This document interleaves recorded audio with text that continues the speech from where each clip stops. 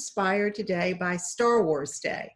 As you know, a common phrase in the Star Wars movies, may the Force be with you. May the Force be with you. And Star Wars fans sort of adopted May 4th as the official Star Wars Day because they thought that sounded pretty cool. May the 4th be with you. I'm a Star Wars fan myself. I like the story that George Lucas wrote. I like the hopefulness. I like the unfolding, if you will, of the Jedi story and the characters like Obi-Wan Kenobi and a few I have on hand with me today, C-3PO, R2-D2, Darth Vader, Chewbacca, and one of my favorites, Yoda. I sometimes collect kind of Star Wars, let's call it memorabilia. Not too much, but my favorite, and I thought I might share it with you. I thought some of you might be surprised to know that I do have my own lightsaber that I actually had an opportunity to make. And I really just think it's cool. And I have one that was inspired when I made this. It was inspired by Obi-Wan. I'm not too much into the red sabers that Darth Vader and others carry, but I like the green, and this one is green, and I like the blue. But mine is green. I have this kind of pack that I can carry. It goes over my shoulder, you know, whenever I need to carry, you know, my lightsaber. So I thought I'd just share that with you. And I hope today, you know, as you're thinking about our new month, may the 4th be with you. All right, so now it's time to read. We are in Refugee, and it is a compelling story. I say that is often a compelling story. And we're with Joseph again, just outside Havana Harbor, 1939, 19 days from home. Joseph wished he was invisible. Once the rest of the passengers discovered who had jumped overboard yesterday, everyone stopped to tell him how sorry they were, how everything would be all right. But how could it be all right? How could it ever be all right? Joseph stood at the rail on A deck where his father had jumped. Down below, the sea was no longer empty. It was dotted with little motorboats and rowboats. Some carried reporters shouting up questions and trying to get pictures of the ship. Other boats offered up bunches of fresh bananas and bags of coconuts and oranges. Passengers on C deck tossed money down, and the fruit was passed up the ladder by the Cuban policeman guarding the top and the bottom. Lately, though, the boats were full of relatives of people on board, mostly men. They had come ahead to Cuba to get jobs and find places for their families to live.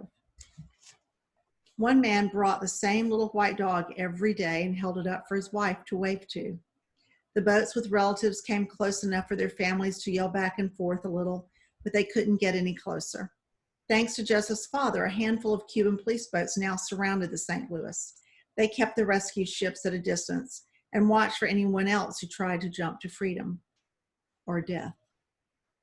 At night, the Cuban police boats swept the hull with searchlights, and the St. Louis's crew members on the captain's orders patrolled the decks on suicide watch. "Eveline, there he is. There's Papa," Renata cried. She stood a few paces away from Joseph down the rail, trying to point out one of the little rowboats to her sister. "Where? I don't see him," Eveline whined. Joseph was more interested in the small police boat that had navigated its way through the flotilla and was pulling up to the St. Louis. Anytime they had a visitor now, it was cause for conversation, and soon word spread throughout the ship that the boat had brought the Cuban policeman who had saved Joseph's father. Joseph wrote down Joseph ran down to fetch his mother and sister, and together they hurried to the social hall where a group of passengers and crew gathered to give the Cuban policeman a hero's welcome. They parted for the policeman, cheering and slapping him on the back and shaking hands with him as he went. It was the first time he had been back to the ship since jumping overboard to save Joseph's father, and Joseph and his family strained to get a good look at him over the heads of the other passengers. Joseph's mother cried and put a hand to her mouth, and Joseph felt a surge of affection for the policeman. This was the man who had saved his father's life. The policeman seemed genuinely flattered and surprised by all the attention. He was a short, stocky man with olive skin, a wide face, and a thick mustache.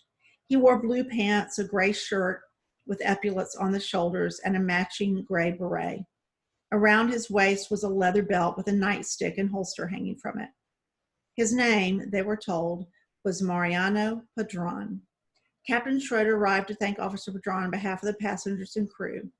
Joseph felt a ripple of tension spread throughout the room. Joseph had seen the captain less and less as the hot days of waiting at anchor dragged on, and he wasn't the only passenger who had noticed. But they were there to celebrate Officer Padron, not badger the captain about why they were still on the ship. The mood became happy again when the policeman was presented with a gift of 100 Reichsmarks that had been collected from grateful passengers. Officer Padron was stunned, and so was Joseph. 100 Reichsmarks was a lot of money, especially for people who might need that money later to pay for visas and entrance fees. Officer Padron tried to refuse the money, but the passengers wouldn't hear of it. "I was just doing my job," Officer Padron told the audience through a translator, "but I will never forget this. I will never forget any of you. Thank you." The passengers applauded again, and while many of them turned their attention to the captain to ask him for a status report, Joseph and his mother and sister pushed forward to talk to the policeman. Officer Padron's eyes lit up at the sight of Joseph's mother. He said something in Spanish, and the passenger who had spoken for him in front of the crowd smiled and translated his words. "Senora, your father was a thief?" Joseph's mother frowned. "A thief? My father? No, I don't understand." "Your father, he must be a thief," Officer Padron said through the translator, "because he stole the stars from the sky and put them in the Senora's eyes." Joseph finally understood. It was some kind of compliment about how pretty she was. His mother smiled politely but impatiently. "Officer Padron, what about my husband?" she asked. "Is he all right? They won't let me go ashore and see him." The policeman took off his hat. "I am so sorry. So very sorry, Senor Landau. Yes? Your husband is alive," he said through the interpreter. "He is in the hospital. He has been..." Officer Padron said something more, but the translator frowned. It was beyond his limited Spanish. Officer Padron could see his confusion. He pantomimed what he meant by turning his wrist upside down, closing his eyes, and lolling his head back like he was asleep. "Sedated," Mama said. There was pain in her voice. Joseph knew she blamed herself. The whole reason her husband was gone was because she had been sedated and unable to stop him. Officer Padron nodded. "It's not good," he said through the interpreter, "but he will live." Joseph's mother took both of the policeman's hands in her own and kissed them. "Thank you, Officer Padron." She spoke in German, but the policeman seemed to understand. He blushed and nodded. Then he spied Ruthie half hidden behind her mother's skirt and knelt down to her. He put his policeman's beret on her head and said something in Spanish, and she smiled. "He says you're the policewoman now," the translator said. "He will be the criminal. You must catch him." Officer Brown led Ruthie on a merry chase around the room, Ruthie squealing. Joseph's mother laughed through a sob. It was the first time Joseph had heard her laugh or seen her smile in months. Officer Padron let Ruthie catch him, and he plucked the hat off Ruthie's head and put it on Joseph's head, speaking in Spanish again. "He says it's your turn," the translator said. "Oh, no," Joseph said. He waved a hand to make sure the policeman understood. He wasn't in the mood for fun and games, and besides, he was too old for that kind of thing. Officer Padron tapped Joseph's chest with the back of his hand, urging him to play. "He says he is the passenger," the translator said. Officer Padron raised himself up in mock anger and spoke in Spanish. "You, Senor Policeman," the translator said, "when will we leave the ship?" The happy mood suddenly disappeared. Joseph and his family and the translator all looked at each other awkwardly. Officer Bertrand had only meant to mimic what everyone asked him all the time, but the question made Joseph sad. It felt like they were never getting off the ship. Officer Bertrand realized his mistake immediately and looked anguished at having brought it up. He nodded in sympathy. Then in unison, he and Joseph spoke the answer all the Cuban guards always gave. Mañana. Isabel, somewhere between the Bahamas and Florida, 1994, 5 days from home. Isabel slipped over the side of the boat into the sea inside. The water was warm, but it felt much cooler than being in the boat. The sun was just setting on the western horizon, turning the world into a sepia-toned photograph, but it still had to be close to 100 degrees outside. If it wouldn't have swamped their boat and drowned them all for good, Isabel would have prayed for rain to break the muggy heat. Isabel's father had rigged up a makeshift sunshade out of his shirt for her mother, and she seemed better now. The aspirin had kept Mama's fever down, but she was still exhausted and near to bursting with Isabel's baby brother. She seemed at peace somehow, hot, but at peace. If the rest of them wanted relief, they had to wait for their turn in the water. Again, Isabel thought about their journey as a song. If the riots and trading for the gasoline were the first verse, and the tanker and the storm the second verse, this part of their trip, their long, hot, stagnant day and a half they had been traveling from the Bahamas to Florida, this was the bridge. A third verse that was different from the others. This verse was death by slow measures.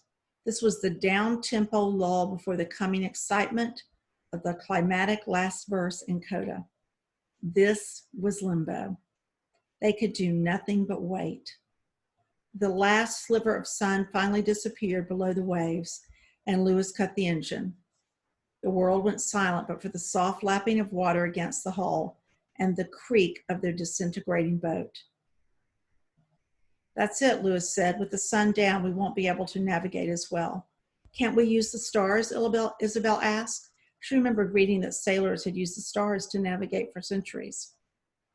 Which one? Lewis said. None of them knew. Amara lifted one of the gasoline jugs and swished around what little there was left in it. Saves us gas anyway, she said. The thing's been eating it up. We'll be lucky to have enough to get to shore when we see land. When will we get there? Ivan asked. He was bobbing in the water just ahead of Isabel, hanging onto the hull like she was. Tomorrow, hopefully, Senora Castillo said from inside the boat. It was the same thing he'd said yesterday and the day before that. Mañana, Isabel's grandfather whispered. He was treading water on the other side of the boat with Senora Castillo, his head just visible over the side. He'd been whispering that word off and on since yesterday and still seemed shaken up somehow. Isabel didn't know why. We'll see the lights of Miami sometime tomorrow, and we'll head straight for it, Mimi said. She shifted and went so uncomfortably. What is it? Are you all right? Poppy asked. Isabel's mother put a hand on her belly. I think it's begun. What's begun? Poppy asked. Then his eyes went wide. You mean the baby's coming? Here? Now? I think we'll stop right there. Page 205. And we'll begin tomorrow. Thanks so much, 8th graders. Hope you have a really good evening, and in celebration of May 4th, may the 4th be with you. Bye now.